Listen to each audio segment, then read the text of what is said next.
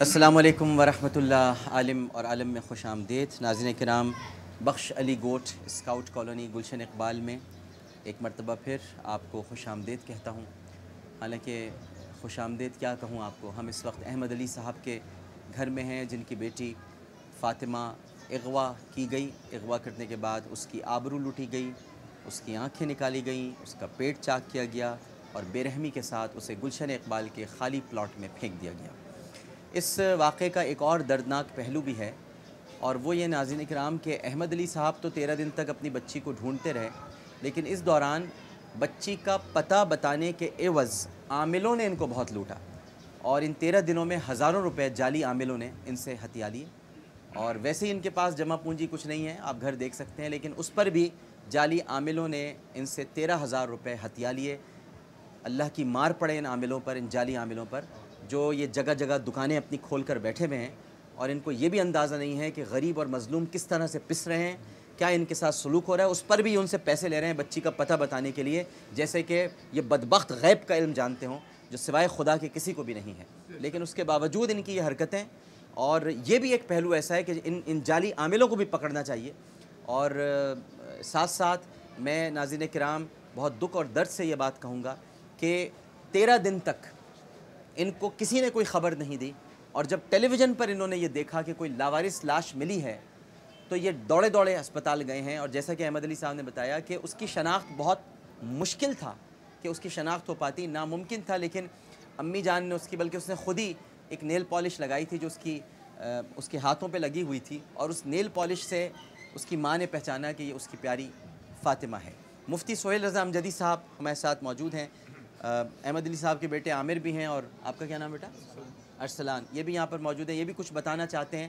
اور ایسی خوفناک بات بتائی انہوں نے ابھی مجھے کہ عامر بھائی، صرف یہاں معاملہ فاطمہ کا نہیں ہے، بلکہ اس علاقے سے کئی بچیاں اغوا ہو چکی ہیں، کئی چھوٹی بچیاں اغوا ہو چکی ہیں جن کے بارے میں کچھ پتہ نہیں ہے، اور خاکم بدہن کہ کہیں اسی طرح ان کی لاش کسی گلشن اقبال ہی کے پلاٹ میں یا کہیں اور سے برہنہ حالت میں نہ ملے. اللہ تعالیٰ رحم فرمائے. مفتی سہیل رضا امجدی صاحب سے ہم یہ پوچھنا چاہیں گے کہ مفتی صاحب یہاں تشریف ایک تو لائے ہیں، ہماری خصوصی گزارش پر، درخواست پر ان کے شکر گزار ہیں. یہ ساری گفتگو سننے کے بعد یہ واقعہ، کیا مفتی صاحب سمجھتے ہیں کہ ہم کسی مہذب معاشرے میں رہ رہے ہیں، یا ہم انتہائی جنونی، وحشی، جاہل دور جاہلیت میں زندگی گزار رہے ہیں؟ مفتی صاحب بسم اللہ الرحمن الرحیم. اللہم صلی علی محمد وعلی آل محمد. ڈاکٹر صاحب، میں سب سے پہلے تو بچی کے والد محترم، ان کی والدہ محترمہ، تمام بہن بھائیوں سے، تمام فیملی سے تعزیت کا اظہار کرتا ہوں، اور یقیناً یہ کوہ غم ہے جو ان پر ٹوٹ پڑا ہے. اور آپ کی طرف سے جس طرح آپ نے پروگرام پیش کیا، میں آپ کو خراج تحسین پیش کرتا ہوں، کیونکہ کسی کے غم کو دور سے بیان کرنا اور اس غم کو محسوس کیے بغیر میڈیا پر اپنی جو ہے وہ شہرت کے لیے پیش کرنا اور ہوتا ہے. اور جو غم میں مبتلا ہو، جو درد مند ہو، اس کے پاس جا کر اس کے غموں کو بانٹنا، اس کی پریشانیوں کو کم کرنا، اس کے غم کو کم کرنا، یہ بہت بڑی بات ہے جو آپ جو ہے میڈیا کے توسط سے کر رہے ہیں. اللہ تبارک و تعالیٰ آپ کو اور ہمت عطا فرمائے. اس واقعے کو جو میں نے آپ نے انٹرو دیا، میں نے سنا کچھ ان کے والد محترم کے زبان سے سنا، مجھے الفاظ نہیں مل رہے کہ میں کیا کہوں. تھوڑا سا میں اس تناظر میں دیکھتا ہوں کہ اللہ رب العالمین فرماتا ہے کہ وَإِذَا الْمَوْءُودَةُ سُئِلَتْ. زمانہ جاہلیت کی بات کی کہ وہ لڑکیاں کہ جنہیں تم زندہ درگور کیا کرتے تھے، یہ یقین نہ رکھنا کہ تمہارا کچھ نہیں بگڑے گا، تم سے مواخذہ نہیں ہوگا. یہ یقین رکھنا کہ روز قیامت وہ لڑکی تم سے پوچھے گی کہ مجھے کس جرم کی پاداش میں تم نے دفنایا ہے، مجھے کیوں دفنایا گیا ہے. وَإِذَا الْمَوْءُودَةُ سُئِلَتْ. پھر ذرا غور کیجئے کہ ایک صحابی جب ایمان لائے تو آقا علیہ السلام کی بارگاہ میں روتے ہوئے حاضر ہوئے اور اپنا زمانہ جاہلیت کا ایک واقعہ سنایا کہ یا رسول اللہ، میں نے اپنی ایک بیٹی کو اس طریقے سے زندہ درگور کیا تھا. آقا علیہ السلام اسے سن کر پھوٹ پھوٹ کر رو دیے، اور پھر کئی مرتبہ آقا علیہ السلام نے اس سے وہ واقعہ سنا. جب وہ سناتے میرے آقا پھوٹ پھوٹ کر رو دیتے. ذرا غور کیجئے کہ فقط لڑکی کو زندہ درگور کرنا اتنا عظیم گناہ کہ اللہ رب العالمین نے قرآن کریم میں وعید بیان فرما دی. رسول اللہ صلی اللہ علیہ وسلم اس واقعے کو سنتے تو آنکھوں سے آنسو آ جاتے، اشبار ہو جاتے. ذرا سوچیے کتنا عظیم گناہ ہے کہ لڑکی کو زندہ درگور کرنا، جائے کہ یہ ذرا اس پر غور کیجیے۔ جی مجھے یہ زمانہ جاہلیت سے ڈاکٹر صاحب بہت زیادہ اوپر بات لگتی ہے کہ ایک تو لڑکی کو زندہ درگور کرنا ایک علیحدہ بات ہے، اس کے ساتھ اس کی حرمت کو پامال کرنا، اس کی آبرو لوٹنا، اور اس کے بعد پھر اسے اس کے اعضاء کو کاٹنا، اس کی آنکھیں نکال دینا۔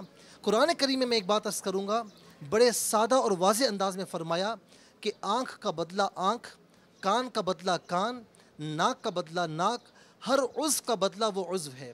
اور بڑے واضح انداز میں یہ بھی فرمایا کہ یا ایھا الذین آمنوا کتب علیکم القصاص فی القتل، اے ایمان والو تم پر قصاص کو لازم کیا گیا ہے۔ کیوں؟ ایک مرتبہ اگر کسی سے قصاص لے لیا جائے تو اس کے بعد دوبارہ وہ جرم اس معاشرے میں ختم ہو جائے گا۔ اب ذرا غور کیجئے، قرآن کریم ہم سے یہ کہہ رہا ہے، اور وہاں اس معاشرے میں ہم دیکھتے ہیں کہ اس سے بہت اونچی بات ہو رہی ہے کہ اس کے اعضاء کو کاٹنا، اس کے جسم سے جدا کرنا، وحشت و بربریت کا بازار گرم کرنا۔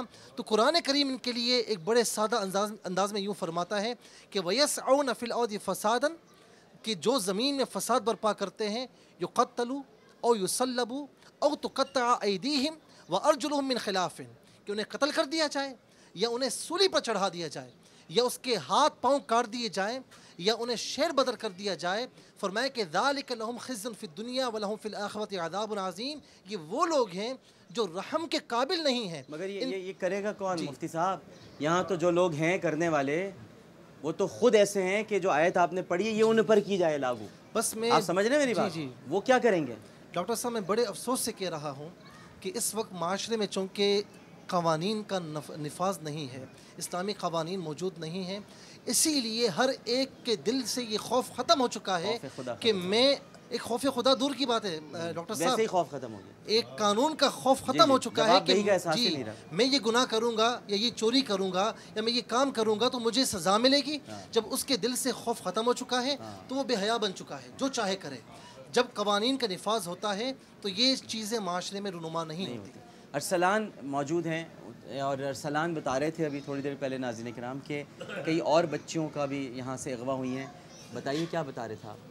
یہ کہہ رہا تھا کہ یہاں پر ہماری بچی نہیں، صرف میری بہن ہی نہیں ہے، اور بھی یہاں پر میں بخشری گوٹ میں، نیمو گوٹ میں، عظیم گوٹ میں، یہاں بہت سی ایسی بچیاں اغوا ہوئی ہوں؟ تقریباً کل رات کو 3 بچیوں کی خبر آئی کہ کل رات کو 3 بچیاں غائب ہوئی ہیں، اور مولانا صاحب کی مسجد میں مطلب جو امام صاحب ہیں ان کی بھی ایک بیٹی غائب ہوئی، ان کے ساتھ بھی ان کی امام صاحب کی بیٹی بھی غائب ہے۔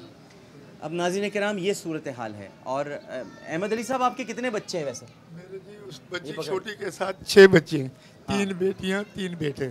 3 بیٹیاں 3 بیٹے۔ 3 بیٹے، اس سمیت 3 بیٹیاں تھیں؟ اس کے ساتھ جو ہے فاطمہ کے ساتھ 6 ہیں، اب 5 ہیں۔